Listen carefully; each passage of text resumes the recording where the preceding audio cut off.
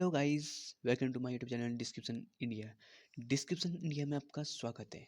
तो आज हम पढ़ाने जा रहे हैं ज्योग्राफी क्लास 11th होने वाला है और चैप्टर 1 क्लास 11th का चैप्टर 1 होने वाला है। ठीक है, तो भूगोल एक विषय के रूप में पढ़ने वाले हैं आज पार्ट 1 चैप्टर 1 भूगोल एक विषय के रूप में। तो हम भूगोल एक विषय के रूप में पढ़ेंगे।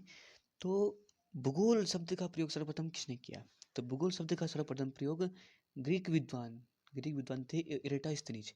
ग्रीक विद्वान इरेटास्थनीज ने क्या सर्वप्रथम प्रयोग किया था? किसका? ये भूगोल शब्द का प्रयोग सर्वप्रथम ग्रीक विद्वान ने किया था। ठीक है, ये नोट्स सीबीएसई होने वाला है और एनसीईआरटी भी होने वाला है। ठीक है, सीबीएसई और एनसीईआरटी दोनों के लिए भूगोल की परिभाषा। ठीक है, तो भूगोल की परिभाषा कई विद्वानों दिया दिया है। तो इसमें से हैं टॉलमी के अनुसार। ठीक है, टॉलमी ने भूगोल की परिभाषा यह दी कि टॉलमी ने कहा कि भूगोल वह आभरमय विज्ञान है। भूगोल क्या है? वह आभरमय विज्ञान है जो पृथ्वी की झलक कहाँ देखता है? जो पृथ्वी की झलक देखता है वो कहाँ देखता है? स्वर्ग में देखता है। पृथ्वी की झलक कहाँ देखता है? स्वर्ग में देखता है।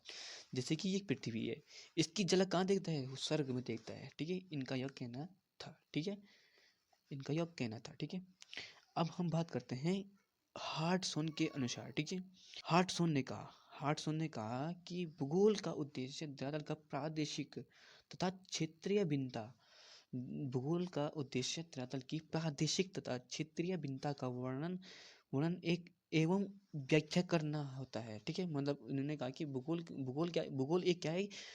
भूगोल का उद्देश्य क्या है कि धरातल की प्रादेशिक तथा क्षेत्रीय भिन्नता का वर्णन एक व्याख्या करता है। ठीक है, क्षेत्रीय भिन्नता का वर्णन क्या क्या व्याख्या करता है। ठीक है, फिर आए कांट।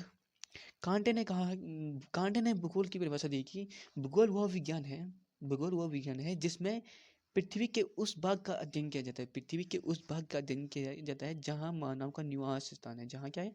मानव का निवास स्थान है। जहाँ भी मानव का निवास है इस पृथ्वी में, जहाँ भी मानव का निवास स्थान है पृथ्वी में, जहाँ भी मानव का निवास स्थान है, वही क्या है कि भूगोल है। वही क्या है? भूगोल है। किसने कहा? कांट के अनुसार कांट ने ये कहा। ठीक है, तो कांट ने ये कहा। फिर आए हमबोल्ड। हमबोल्ड ने कहा कि भूगोल में पृथ्वी तल का अध्ययन मानव का निवास के रूप में किया जाता है। भूगोल में पृथ्वी तल का अध्ययन किसके रूप में किया जाता है? पृथ्वी तल का अध्ययन मानव के निवास के रूप में कहा जाता है। मतलब कांट और हमबोल्ड के की परिभाषा सेम ही थी, थोड़ा सा अलग ही थी। क्योंकि कांटे ने कहा कि मानव का निवास स्थान है। भूगोल क्या है? मानव का निवास स्थान है। और हमबोल्ड ने कहा कि पृथ्वी तल का अध्ययन मानव का निवास के रूप में मानव के निवास स्थान है। ठीक है, तो इन्होंने कहा था। तो ये चीज़ें थी, दो फर्क थे इनमें। ठीक है, तो इसमें आपकी परिभाषा होगी, काफ़ी परिभाषा हैं। अगर आपको इतनी परिभाषा याद रखनी है अगर आएगी तो। ठीक है, इतनी परिभाषा बहुत होती है। ठीक है, अब हम बात करते हैं भूगोल का अर्थ। ठीक है, भूगोल आपको पता होगा कि भूगोल दो शब्दों से मिलकर बनता है। इसीलिए भू और गोल। ठीक है, दो शब्दों से मिलकर बना होता है भूगोल। ठीक है, भूगोल दो शब्दों से मिलकर बना होता है। ठीक है, और भू तथा गोल। ठीक है, गोल भू तथा गोल। ठीक है, भू का अर्थ होता है पृथ्वी। जो हमारी पृथ्वी है ये क्या है? भू का अर्थ क्या है? पृथ्वी। ठीक है, भू का अर्थ पृथ्वी तथा गोल का अर्थ होता है गोलाकार। यानी कि पृथ्वी क्या है? गोलाकार है। अब इसका शाब्दिक अर्थ गोलाकार पृथ्वी का अध्ययन करना, यानी कि गोलाकार जो ये पृथ्वी है इसका अध्ययन करना क्या था? भूगोल का अर्थ है गोलाकार पृथ्वी का अध्ययन करना। ठीक है, क्या कहा कि भू का अर्थ हो क्या होगा? पृथ्वी, और गोल का अर्थ हो गया गोलाकार स्वरूप से। ठीक है, गोलाकार स्वरूप से, अर्थात भूगोल का शाब्दिक अर्थ हो गया गोलाकार पृथ्वी का अध्ययन करना। इस गोलाकार पृथ्वी का क्या करना? अध्ययन करना ही भूगोल का अर्थ हो गया। ठीक है, अब अब इसमें ज्योग्राफी शब्द का अर्थ आता है, क्योंकि ज्योग्राफी शब्द का अर्थ अलग होता है, भले ही सेम ही होता है बट मानते अलग हैं इसको। ठीक है, मानते अलग भी नहीं है बट थोड़ा सा ही मानते हैं। ठीक है, भूगोल ज्योग्राफी शब्द का अर्थ, भूगोल का नहीं, ज्योग्राफी शब्द का अर्थ। ज्योग्राफी भी दो शब्दों से मतलब मिलकर बनाता है, जियो तथा ग्राफी। ठीक है। यहीं पे देखो, जियो यहाँ पर हो गया और ग्राफी यहाँ पर हो गया, दो सदस्य मिलकर बना होता है। ठीक है, जियो तथा ग्राफी। ठीक है, जियो का अर्थ हो गया आपका क्या, जियो का अर्थ हो गया पृथ्वी। भाई जियो और भू का अर्थ क्या होता है, पृथ्वी होता है। ठीक है, जियो का अर्थ होता है पृथ्वी, जियो। तथा ग्राफी का अर्थ होता है वर्णन करना। ग्राफी के क्या अर्थ क्या होता है, वर्णन करना। अर्थात गोलाकार पृथ्वी का वर्णन करना। अर्थात क्या था इसका शाब्दिक अर्थ क्या था, गोलाकार पृथ्वी का क्या, एक वर्णन करना। ठीक है, गोलाकार पृथ्वी का वर्णन कर। ठीक है, अब हम पढ़ते हैं भूगोल की शाखाएं। भूगोल की दो शाखाएं होती है। ठीक है, भूगोल की दो शाखाएं होती है। पहला तो आपका हो गया क्या, भौतिक भूगोल, और दूसरा आपका क्या है, मानव भूगोल। ठीक है, जो भौतिक भूगोल होता है, भौतिक भूगोल आप क्लास 11th में पढ़ेंगे। भौतिक भूगोल में क्या क्या चीज़ें आती है हमें ये देखना पड़ेगा हमें। ठीक है, और मानव भूगोल में क्या क्या चीज़ें आती है। भौतिक भूगोल की दो शाखाएं होती है। पहले तो हो गया आपका भौतिक भूगोल। भूगोल की दो शाखाएं होती है, भौतिक भूगोल और मानव भूगोल। भौतिक भूगोल में आप भू आकृतियों का अध्ययन करते हैं, जलवायु का अध्ययन करते हैं। भू आकृति यानी कि कैसी हमारी पृथ्वी की आकृति है, किस टाइप की हमारी आकृति है, किस टाइप की हमारी पृथ्वी की आकृति है। इन चीज़ों का अध्ययन हम भू भौतिक भूगोल में करते हैं। जलवायु कैसी है, इन चीज़ों का अध्ययन हम भौतिक भूगोल में करते हैं। मृदा मृदा कैसे है, लेटराइट मृदा, काली मृदा, लाल मृदा। तो इन मृदा यानी कि मिट्टी का क्या कहते हैं हम, अध्ययन हम भौतिक भूगोल में करते हैं। स्थलमंडल, हमारे स्थलमंडल कहाँ, स्थलमंडल में क्या क्या चीज़ें हैं, तो हम स्थलमंडल में यहाँ भौतिक भूगोल में स्थलमंडल का अध्ययन करते हैं। वायुमंडल का अध्ययन हम भौतिक भूगोल में करते हैं। और जलमंडल का अध्ययन हम क्या किस में करते हैं, भौतिक भूगोल में करते हैं। ठीक है, अब मानव भूगोल में क्या करते हैं हम, इंसानों और उसकी गतिविधियों। मानव भूगोल में क्या है, इंसानों और उसकी गतिविधियों से जुड़ी भौतिक मुद्दों, भौगोलिक मुद्दों, ठीक है, का अध्ययन करते हैं। मानव भूगोल में इंसानों और उनकी गतिविधियों से जुड़ी भौतिक मुद्दों का अध्ययन करते हैं। ठीक है, जैसे होगी आपकी सांस्कृतिक भूगोल, संस्कृति से जुड़ी संस्कृति से जुड़ी कोई भी चीज़ें हैं वो हम सांस्कृतिक भूगोल में पढ़ते हैं, यानी कि मानव भूगोल में पढ़ते हैं। स्वास्थ्य भूगोल, स्वास्थ्य संबंधित हम मानव भूगोल में पढ़ते हैं। ठीक है, जनसंख्या का अध्ययन हम मानव भूगोल में करते हैं। परिवहन का अध्ययन हम किस में करते हैं, मानव भूगोल में करते हैं। इन चीज़ों का अध्ययन हम क्या, मानव भूगोल में करते हैं। ठीक है, पर हमारा टॉपिक है अभी भौतिक भूगोल। ठीक है, कि क्लास 11th हम देख रहे हैं, तो भौतिक भूगोल। ठीक है, ये रहा आपका भौतिक भूगोल की शाखाएं। भौतिक भूगोल की शाखाएं, ठीक है, क्योंकि क्लास 11th में आप भौतिक भूगोल पढ़ेंगे और क्लास 12th में आप मानव भूगोल पढ़ेंगे। ठीक है, तो क्लास 12th की वीडियो में हम मानव भूगोल के बारे में बताएंगे आपको, और क्लास 11th में हम भौतिक भूगोल के बारे में ही पढ़ाएंगे आपको। ठीक है, ये पहला चैप्टर होने वाला है भौतिक भूगोल का, यानी कि पहला चैप्टर होने वाला है क्लास 11th का। ठीक है, चलो, तो भौतिक भूगोल की मुख्य शाखाएं हैं। भौतिक भूगोल की शाखाएं तो अनेक हैं, शाखाएं तो अनेक हैं, पर ये मुख्य शाखाएं हैं। ठीक है, भू आकृति विज्ञान, भू आकृति विज्ञान हो गया, जलवायु विज्ञान, जल विज्ञान और मृदा विज्ञान। ये क्या होगी, भौतिक भूगोल की शाखाएं। ठीक है, भौतिक भूगोल की शाखाएं ये हो गई।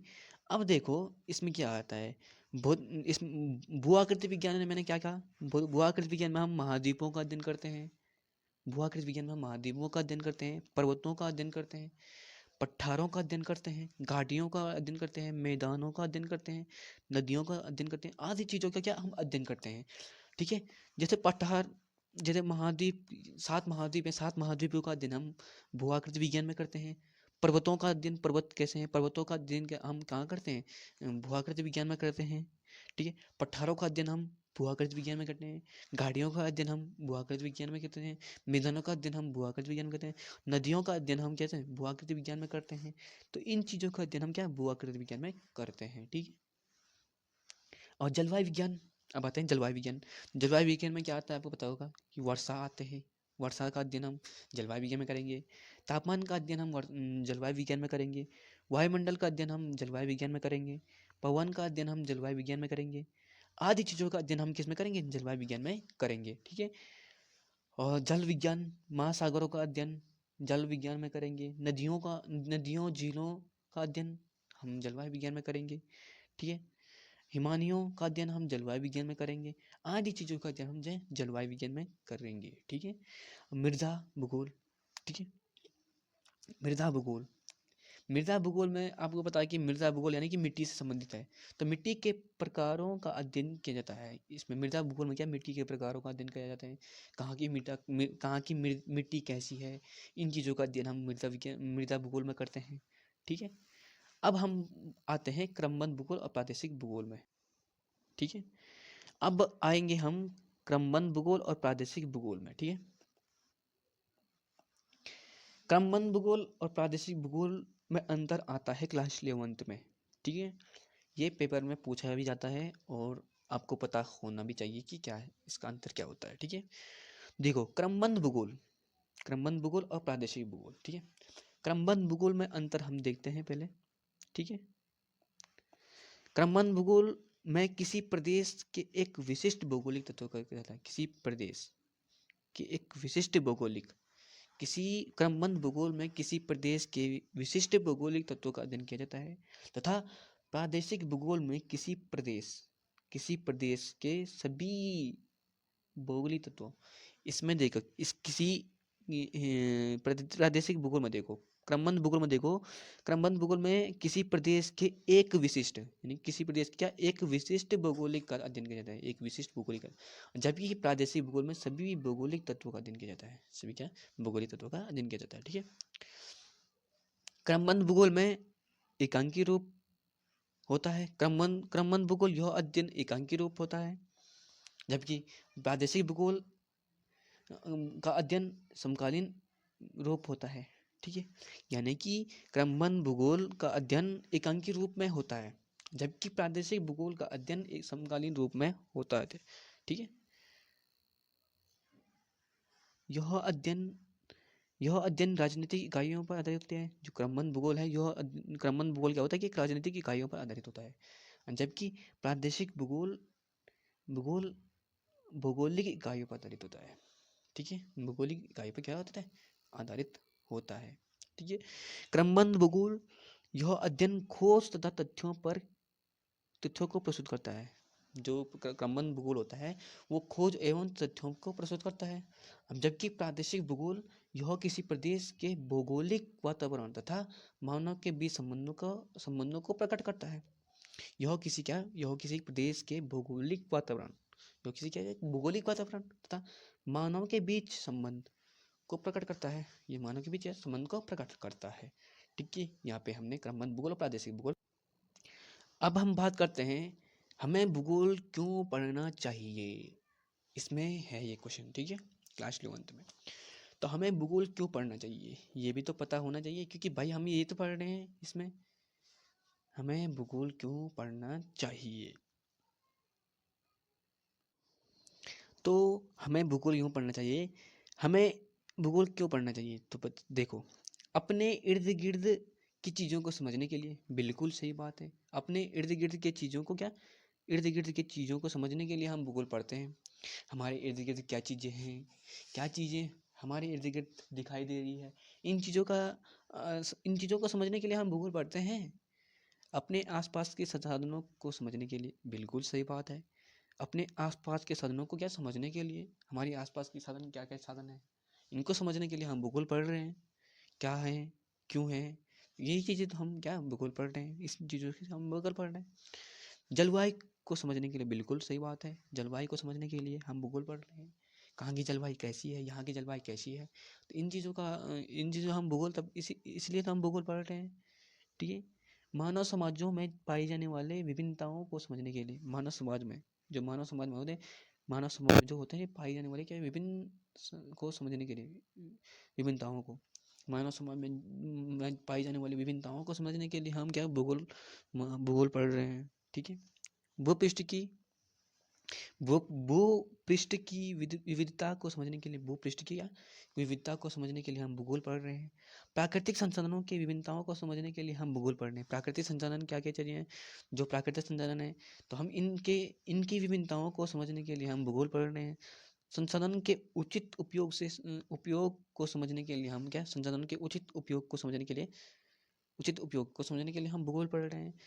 तो समझ लो ये हम भूगोल क्यों पढ़ रहे हैं, तुम इससे और आगे लिख सकते हो अपने, तुम्हें जो भी लग रहा है हम भूगोल क्यों पढ़ रहे हैं, किस लिए पढ़ रहे हैं, इन चीज़ों को आप टॉपिक उसमें लिख सकते हैं, कोई भी टॉपिक हो, ठीक है। अपने दिमाग में लगाइए कि हम क्यों पढ़ रहे हैं, ज्योग्राफी भूगोल क्यों पढ़ रहे हैं, ठीक है। तो देखो भाई, भूगोल हम इसलिए पढ़ रहे हैं कि हमारे इर्द गिर्द क्या चीज़ें हैं, इनको समझने के लिए तो पढ़ रहे हैं हम, हैं। हमारे आसपास साधन साधन क्या क्या साधन है, कैसे क्या क्या साधन है, इनको तो समझने के लिए करें। हमारी आसपास की जलवायु कैसी है, यही तो समझ रहे हैं हम। मानव समाजों की विभिन्नताएं कैसी है, यही तो समझ रहे हैं हम। भूपृष्ठ की विभिन्नताओं को समझने के लिए पढ़ रहे हैं हम। प्राकृतिक संसाधनों की विभिन्नताओं को समझने के लिए पढ़ रहे हैं हम। संसाधनों के उचित उपयोग को समझने के लिए हम क्या पढ़ रहे हैं, भूगोल पढ़ रहे हैं, ठीक है। तो भाई लोगों, अगर आपको नोट्स चाहिए तो मैं लिंक दे दूँगा डिस्क्रिप्शन में, और ये पूरे नोट्स आपको वहीं मिलेंगे, व्हाट्सअप ग्रुप का लिंक दूंगा मैं, वहीं मिलेंगे। तो आई होप आपको ये वीडियो पसंद आई होगी। तो पसंद आई तो लाइक करें, सब्सक्राइब करें और बेल आइकन का बटन जरूर दबाएं। ये मेरी पहली वीडियो होने वाली है, आई थिंक मैंने काफ़ी बनाई है, तो कोशिश करूँगा मैं और अच्छी पढ़ाने के लिए, और अच्छी, और आपको क्लास 12th की वीडियो भी दिखेगी और क्लास 11th की वीडियो भी दिखेगी। पहले चैप्टर 1 हो गया है ये, अब चैप्टर 2 हम देखेंगे, ठीक है। तो आई होप पसंद आएगा तो लाइक करें, सब्सक्राइब करें, बेल आइकन बटन जरूर दबाएं। धन्यवाद।